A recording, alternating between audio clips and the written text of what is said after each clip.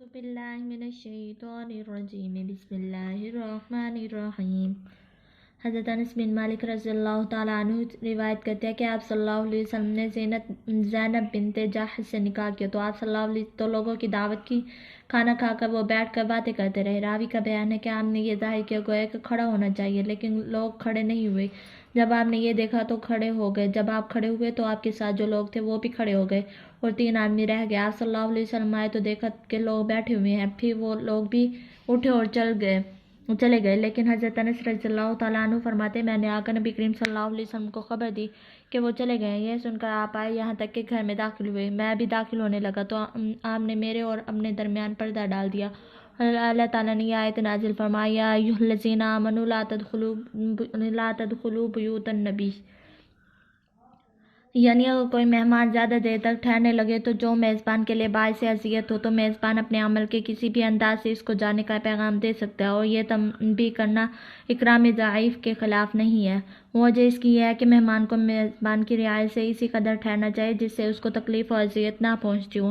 اگر مہمان اس کی رعایت نہیں کرتا تو میزبان بھی اس کی اجازت کے بغیر مجلس سے اٹھ کر اسے جانے کی تنبیہ کر سکتا ہے۔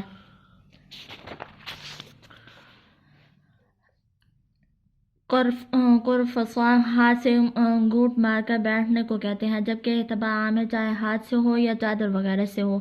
حضرت خباب رضی اللہ تعالیٰ عنہ فرماتے کہ میں نبی کریم صلی اللہ علیہ وسلم کے پاس آیا اور آپ چادر کا تکیہ بنا کر ٹیک لگائے ہوئے تھے۔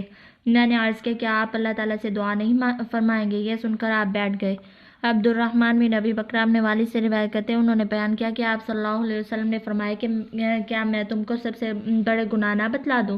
لوگوں نے عرض کیا کیوں نہیں اے اللہ کے رسول؟ آپ صلی اللہ علیہ وسلم نے فرمایا کہ اللہ تعالیٰ کے ساتھ شرک و والدین کی نافرمانی۔ اتقاء کے معنی ہے استہزاء، یعنی لیٹنے کے بھی آتے ہیں۔ مشہور معنی ٹیک لگانے کے ہے، مطلب یہ کہ اگر کوئی شخص اپنے صاحب کی منزل میں ٹیک لگاتا ہے یا پہلو کے بل لیٹتا ہے تو سنت میں اس کی اثر موجود ہے۔ آپ صلی اللہ علیہ وسلم ٹیک لگاتے ہوئے ارشاد فرما رہے تھے، بڑے گناہوں کا ذکر کر رہے تھے لیکن قول الزور کا ذکر کرتے ہوئے بیٹھ گئے۔